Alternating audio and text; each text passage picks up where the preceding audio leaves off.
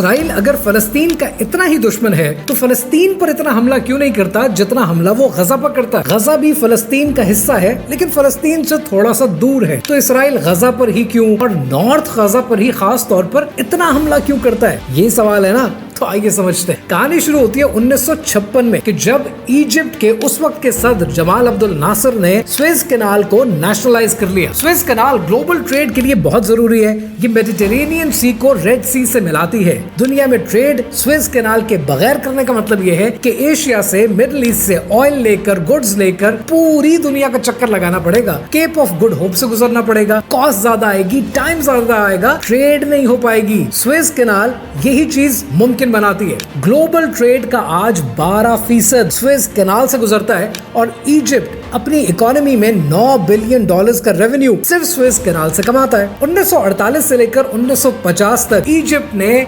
Israel के vessels को गुजरने नहीं दिया, इसराइल की ट्रेड को मुश्किल बना दिया। सन 60 की दिहाई में फिर 8 साल के लिए स्वेज कैनाल को बंद कर दिया, फिर इसराइल के लिए मुसीबत खड़ी कर दी। अगर स्वेज कैनाल से इसराइल का रास्ता रोक दें, इसराइल की ट्रेड रुक जाती है, इसराइल की रातों की नींद हराम हो जाती है। सन 60 की दिहाई में इसराइल ने अपनी कैनाल बनाने का ख्वाब देखा, बेन गोरियन कैनाल। और ये बेन गोरियन कैनाल एक कर्व्ड कैनाल मैप है। इस डिजाइन पर ये कैनाल बने तो फलस्तीन की आबादी को मुतासिर किए बगैर ये कैनाल बनाई जा सकती है। बिलियंस ऑफ डॉलर्स की इन्वेस्टमेंट होगी, 300 किलोमीटर की ये कैनाल बनेगी। लेकिन इसराइल ने एक नया डिजाइन बनाया और वो अपनी कॉस्ट बचाने के लिए, अपना वक्त बचाने के लिए बनाया कि इसको सीधा बनाते हैं और गजा की पट्टी से लेकर जाते हैं। लेकिन उसका मतलब तो ये है कि गजा के लोगों को डिस्प्लेस करना पड़ेगा, नॉर्थ गजा में बमबारियां करनी पड़ेंगी, जेनोसाइड करना पड़ेगा, मासूमों का कत्ल करना पड़ेगा और इसराइल इसी पर तुला बैठा है। Those of you who do not know, इसी तरह की एक कैनाल और है